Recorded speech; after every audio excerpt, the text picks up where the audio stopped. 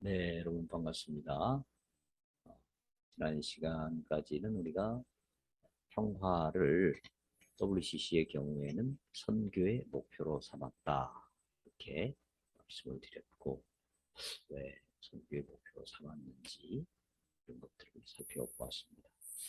자, 그렇다면 오늘은 이제 WCC가 평화를 선교의 목표로 삼았을 때 이것이 어떤 점들이 문제가 될 수 있는지, 어떤 것들을 고민해야 할지 이런 것들을 좀 살펴보도록 하겠습니다. 오늘 강의는 교재 95페이지에서 103페이지까지 내용을 다루고 있습니다. 네, 교재 현대선교의 목표들 95에서 103페이지를 참조하시면 되겠습니다. 네, 가장 먼저 생각해야 될 문제는 대로 WCC가 말하는 이 평화의 개념, 즉 정의로운 평화라고 말하죠. 영어로는 just peace. 이 just peace라고 하는 것이 상당히 그 개념 자체가 애매모호하다라는 점입니다. 이 선교라고 하는 것은 교회가 반드시 행해야 할, 즉 주님의 명령에 따라서 반드시 실천해야 할 실천 목표이기 때문에 우리가 실천을 하려고 하면 그 개념이 명확할수록 좋습니다. 개념이 흐리멍덩하고 개념이 애매모호하고 보는 사람마다 생각이 다 다른 그런 개념이라면 그것을 실천하는 것은 더더욱 어려워지게 됩니다. 앞에서도 잠시 언급했듯이 이 WCC가 말하는 정의로운 평화라는 개념은 두 가지를 합해 놓은 개념이라고 그랬죠. 하나는 어떤 경우에 정당 방어 차원에서 전쟁은 정당하다라는 정당 전쟁 이론과 어떤 경우에도 전쟁은 용납될 수 없다, 정당화될 수 없다라는 평화주의, 이 두 가지는 서로 상당히 모순되죠. 그런데 WCC는 정당성도 중요하고 또 평화도 중요하다는 생각에서 이 둘을 한 개념 속에 묶었습니다. 그래서 정의로운 평화라는 개념을 만들어냈는데 이거 자체가 서로 모순되는 것을 묶었기 때문에 이게 상당히 애매모호한 개념이 될 수 있다라는 것입니다. 이것은 제 분석뿐 아니라 이화여대 장윤재 교수, 이분은 WCC의 아주 적극적인 참여자죠. 제14총회 때 WCC 중앙위원으로 한국 대표로 선정되신 분이기도 합니다. 이분이 WCC의 평화 개념에 대해서 평가한 글, WCC 평화신학과 실천이라는 글에서 이런 얘기를 했습니다. 전체적으로 just peace, 정의로운 평화죠. 이거는 정당 전쟁론과 평화주의와의 차별성으로 정의를 제안했지만 정작 자신이 말하는 정의가 어떤 정의인지 말하지 않았다. 말뿐인 정의라는 인상을 지울 수 없다. WCC 신학자가 봐도 WCC가 말하는 정의로운 평화라는 개념은 도대체 정확하게 무엇인지가 정의되지 않았다는 것이죠. 그래서 이게 그냥 말뿐인 정의 같다라는 것입니다. 또 계속 이런 얘기를 했습니다. 정의로운 평화라는 모호한 평화 개념을 가지고 왈가왈부하기보다 실질적으로 체감하는 폭력의 구체적 사례들을 나누는 것이 평화를 구상하고 실천하는 데 더 필요하다. 이런 얘기도 했습니다. 그냥 장윤재 교수가 봐도 이 정의로운 평화라는 WCC의 개념이 굉장히 모호하다라는 것입니다. 그거 가지고 이게 뭐 정의로운 평화냐, 뭐 평화냐, 이런 얘기하기보다는 오히려 구체적인 폭력의 사례들을 나누면서 이걸 어떻게 해결할 것인가 라는 어떤 대안을 제시하는 것이 훨씬 더 합리적이고 실제적인 것이 아닌가 이런 주장이죠. 그다음에 또 정의로운 평화에서 이 정의 이것도 상당히 애매한 개념입니다. 이 정의라는 것이 보는 사람마다 서로 무엇이 정의롭다라는 것에 대한 생각이 다를 수 있다라는 것입니다. 장신대 전 총장이셨던 김명룡 총장님께서 이런 이야기를 하셨습니다. 정의는 평화가 건설되는 반석과 같은 기초인 것은 틀림없지만 유감스럽게도 이 땅 위에는 모든 사람이 동의하는 정의 개념을 찾기가 어려운 경우가 흔히 있다. 이렇게 이야기하면서 왜 그러느냐? 그 이유에 대해서 다음과 같이 설명했습니다. 우리는 상대편의 90%의 잘못이 있다고 보는데 상대편은 우리 쪽에 90%의 잘못이 있다고 주장하는 경우가 흔히 있다. 그렇게 말하고요. 또 양측의 가치관이나 문화나 종교나 정치 질서가 다른 경우에 정의에 대한 개념과 정당성에 대한 이해가 근본적으로 달라지기 때문이다. 이런 이야기를 했습니다. 즉, 이 자기가 가지고 있는 가치관 또는 문화, 종교 이런 것에 따라서 어떤 것을 더 정의롭게 보느냐가 달라질 수 있다라는 것입니다. 자, 여러분, 제가 여러분에게 한번 질문을 해보겠습니다.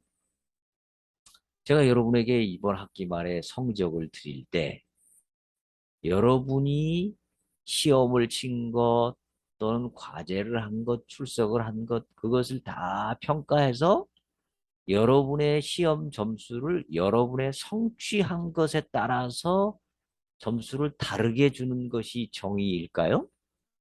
아니면 처음부터 모든 사람은 다 능력이 다르기 때문에 가장 정의로운 것은 여러분의 성적 낸 것을 다 모아가지고 그것을 숫자로 나누어서 평균을 내서 여러분에게 똑같이 점수를 드리는 것이 정의일까요? 즉, 여러분의 능력에 따라서 점수를 다르게 드리는 것이 정의일까요? 아니면 여러분의 능력과 관계없이 여러분이 여러분이 이룬 것을 다 합해가지고 평균 점수를 내서 드리는 것이 정의일까요? 아마 자본주의 시장 경제 사회에 익숙한 분들의 경우는 능력에 따라 다르게 주는 것이 정의라고 생각할 수 있을 것입니다. 반면에 공산주의에 익숙한 사람들은 평균 점수를 주는 것이 다 똑같이 주는 것이 다 정의라고 생각할 수 있을 것입니다. 우리가 관점에 따라서 보는 입장에 따라서 정의라는 것도 다 다르다는 것이죠. 그래서 WCC가 말하는 이 정의로운 평화, WCC는 평화를 자꾸 정의로운 평화로 가야 된다라고 말하는데 이것 자체가 아주 애매모호한 개념이기 때문에 이걸 가지고 또 우리 교회가 평화를 추구한다면 이건 도저히 달성하기 어려운 그런 면이 있다라는 것입니다. 두 번째로 생각할 문제는 이 우리 교회가 평화를 이야기할 때는 이 세상에서 말하는 평화와는 다른 관점이 필요합니다. 즉 성경적인 평화 개념, 또 성경에서 말씀하는 평화 달성의 방안 이런 것들에 대한 논의가 필요한 것이죠. 세상이 말하는 평화와 성경이 말씀하는 평화는 어떻게 다르고 우리 인간은 왜 평화가 되지 않는지 이런 것들을 제시하면서 그 성경적인 대안을 제시하는 것이 상당히 중요하다고 봅니다. 실제 장윤재 교수도 WCC가 말하는 저스티스라는 개념은 미국 대통령이었죠. 부시 대통령, 또 오바마 대통령도 이미 사용한 개념이다. 이렇게 말한 바 있습니다. 즉, 저스피스라는 것은 성경에서 나온 것이기보다는 그냥 보통 일반 정치에서도 이야기하는 개념이다라는 것이죠. 성경에서 말씀하는 평화는 샬롬이라는 의미와 가장 가깝다고 볼 수 있습니다. 그런데 이 성경이 말씀하는 샬롬은 이 장신대 구약학 교수였던 그 박동현 교수의 연구에 의하면 이건 단순히 전쟁을 잠시 중지하거나 전쟁이 끝난 상태 또는 사회의 질서가 잘 유지되어 안정된 상태 뭐 이런 정도를 뜻하는 것이 아니라는 것입니다. 이것은 사람이 이 세상에 바랄 수 있는 완전한 상태를 뜻하는 말로 이것은 오직 한 분 창조주 하나님의 다스림을 받는 세계의 질서라고 할 수 있다. 이렇게 말했습니다.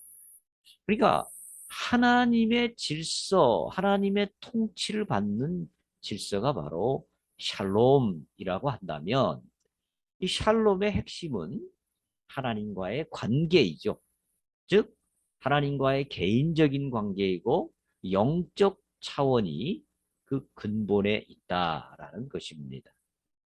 평화는 그저 인간들끼리 서로 전쟁 없이 모두가 잘 사는 것 그것이 성경이 말씀하는 평화가 아니고 성경이 말씀하는 평화는 우리의 창조주 되신 하나님과 바른 관계를 갖는 것. 또 하나님 앞에 올바로 순종하는 것. 그것이 바로 평화의 핵심 개념이라는 것입니다. 사이더라고 하는 학자도 그래서 이런 이야기를 했습니다. 많은 개인적인 죄들의 축적과 집결은 억압적이기도 하고 바꾸기도 힘든 악한 사회적 구조를 만들어낸다. 그렇죠. 이 악한 사회적 구조, 또 폭력, 전쟁 이런 것들이 기본적으로 개인적인 죄들의 축적과 집결의 결과다라는 것입니다. 실제 WCC도요. 초창기에는 이런 그 영적 차원을 굉장히 중요하게 생각했습니다. 예를 들면 지금으로부터 약 70여 년 전에 열린 제2차 에반스턴 총회 1954년에 열렸죠. 여기에 보면 이런 이야기를 합니다. 기본적으로 그 문제는 영적인 문제이기 때문에 경제적, 정치적인 수단들만 가지고서는 해결될 수 없을 것이다. 인간의 심성이 변화되어야 한다. 즉, 평화의 문제가 1954년에만 해도 WCC는 이게 영적인 문제다. 인간의 심성이 먼저 변화되어야 된다. 이런 주장을 했습니다. 또 계속해서 이런 얘기를 했습니다. 이러한 상황 속에서 기독교의 가장 최우선적인 책임은 예수 그리스도의 변화시키는 힘을 사람들의 마음 위에 심어주는 것임에 틀림없다. 즉 평화를 이루는 데 있어서 기독교 교회의 우선적인 책임은 예수님을 만나게 하는 것이다 라는 것이죠. 예수님을 만나고 개인의 영적이고 개인적인 차원이 변화될 때 거기서부터 평화가 진정으로 시작된다는 것이죠. 그런데 이 오늘날 WCC는 이런 영적 관심이 거의 없는 것처럼 보입니다. 그러니까 이 평화를 위해서 어떻게 하면 예수 그리스도를 전하고 그 예수 그리스도를 통해서 사람들 마음이 변화되게 하고 그래서 평화를 근본적으로 달성할 것인가 라는 것에 대한 이런 깊은 성찰이 부족하다라는 것입니다. 그러니까 이것은 자칫 잘못하면 그냥 세상의 평화 운동이지 이것이 기독교적인 평화 운동이라고 보기 어렵다라는 것입니다. 세 번째는 WCC의 정의로운 평화 문제를 보다 보면 지나치게 넓고 어려운 과제를 선교 안에 포함시키는 문제점을 가지고 있습니다. 자, 이 정의로운 평화에 들어가는 이 내용들이 어떤 것이었습니까? 우리가 앞에서 살펴봤죠. 지난 강의에서. 이것은 가정에서부터 시작해서 다양한 지역 사회를 포함하는 모든 공동체의 평화, 또 생태계 전체의 환경 문제를 포함하는 지구의 평화, 세계 경제 문제를 포함하는 시장의 평화, 그리고 국제관계의 갈등과 전쟁 문제 등을 포함하는 인류의 평화 등, 이 모두 포함되어 있습니다. 가정부터 전 세계까지, 한 개인부터 모든 피조물까지, 경제 문제부터 어떤 전쟁 문제까지 다 포함하는 이런 평화 개념입니다. 이런 문제들은요, 각 국가의 정부들과 세계 연합기구인 UN 등도 쉽게 해결하지 못하는 문제입니다. 그렇지 않습니까? WCC도 UN에 대해서 이런 이야기를 한 적이 있습니다. 핵무기에 의한 대량 살상과 기후 변화는 생태계의 많은 부분과 정의로운 평화운동의 모든 발전을 무너뜨릴 수 있습니다. 이러한 위협에 맞서는 국제적인 연대 투쟁은 아직 미미한 성과를 거두고 있습니다. 여러분, 국제연합, 즉 UN이 전 세계적으로 많은 평화를 위한 노력을 하고 있지 않습니까? 또 많은 국가들이 이 노력을 하고 있지 않습니까? 그런데 실제적으로 많이 이루지 못하고 있죠. 평화가 지금 잘 정착되지 못하고 있습니다. 저도 이번에 8월 말부터 9월 초까지 열리는 독일에서 열린 11차 WCC 총회에 참여를 하고 왔죠. 에, 그런데 거기에 가보니까 지금 이제 한참 러시아와 우크라이나 국가 간에 서로 지금 전쟁이 6개월 이상 지속되고 있지 않습니까? 여기에 가보니까 러시아 교회 대표도 거기 와 있고 우크라이나 교회 대표도 와 있습니다. 와 있었습니다. 그래서 WCC가 이 양 대표들을 서로 만나게 하려고 다양한 중재 노력을 했습니다. 또 우크라이나 교회 대표도 기자회견까지 하면서 만남을 원했지만 결국 아무런 만남도 이루어지지 못했습니다. 설사 러시아 대표가 우크라이나 교회 대표를 만난다고 평화가 이루어질까요? 해결될까요? 러시아 교회 대표가 푸틴의 말을 무시하고 우리는 평화롭게 평화를 이루어야 된다. 휴전해야 된다. 또는 전쟁을 끝내야 된다. 이런 얘기를 하기도 어렵겠지만 한다고 과연 해결이 되겠냐 말이죠. 그래서 유엔이나 미국이나 모든 강대국들도 이 평화의 문제를 쉽게 해결하지 못하고 있습니다. 이게 냉엄한 현실입니다. 그래서 장윤재도 이 WCC의 평화 선언에 대해서 이런 이야기를 했습니다. 여전히 문구적 선언에 그치고 있다. 이 에큐메니칼 학자인 장윤재 교수도 WCC가 말하는 평화는 그냥 문구적 선언에 그치고 있다라는 겁니다. 하나도 제대로 이루어지는 것이 없다라는 것이죠. 네. 네, 물론 우리는 열매가 많든 적든 또 그 과제가 크든 뭐 작든 교회가 평화를 위해서 기여해야 하는 의무를 지닙니다. 교회는 세계 속에서 평화 실현을 위해서 노력해야 할 책임이 있습니다. 하지만 세계 모든 영역의 문제, 즉 각 정부나 세계 정부도 해결하지 못하는 평화 문제를 선교의 목표로 삼는다면 안타깝게도 교회는 주님 다시 오실 때까지 이 과제를 결코 이룰 수 없을 것입니다. 이것은 교회의 대사회적 책임으로 분류를 하고 선교에서는 복음 전도를 우선적인 과제로 생각하는 것이 더 합리적이고 더 효율적일 것이다라는 생각을 봅니다. 결코 이룰 수 없는 것, 하늘의 별을 따와다가 당신의 품에 안겨드리겠습니다. 뭐 이런 것은 예, 어린 시절에나 젊은 시절에 연애할 때는 가능한 시적인 표현이지만 이거를 선교의 목표로 정한다는 것은 현실적으로 가능치 않다. 그래서 결국 현실적으로 가능치 않은 일도 제대로 못하고 그러면서 정작 교회가 해야 되는 이 복음 전도의 사명, 평화의 가장 근본적인 사명인 복음 전도가 약화될 수 있다는 것은 상당히 위험한 일이 아닐까라는 생각을 해보게 됩니다. 이제 네 번째 문제는 평화와 전도의 딜레마 문제입니다.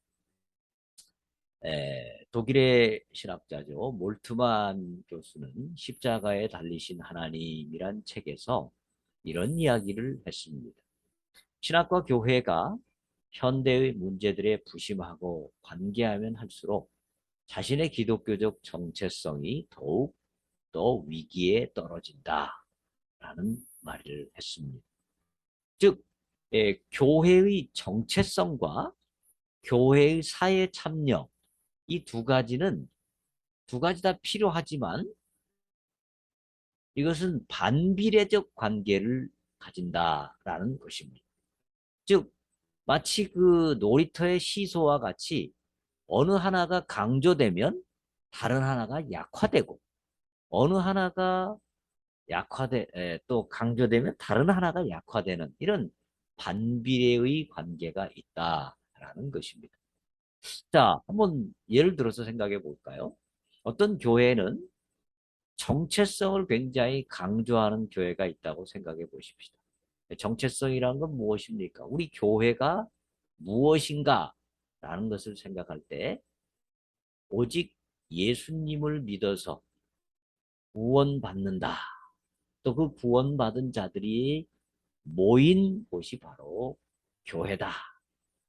그리고 이 교회는 구원받은 자들의 모임이기 때문에 이 세상을 향해서 이 구원 소식을 전하고 교회로 인도하는 것이 교회의 가장 중요한 책임이다.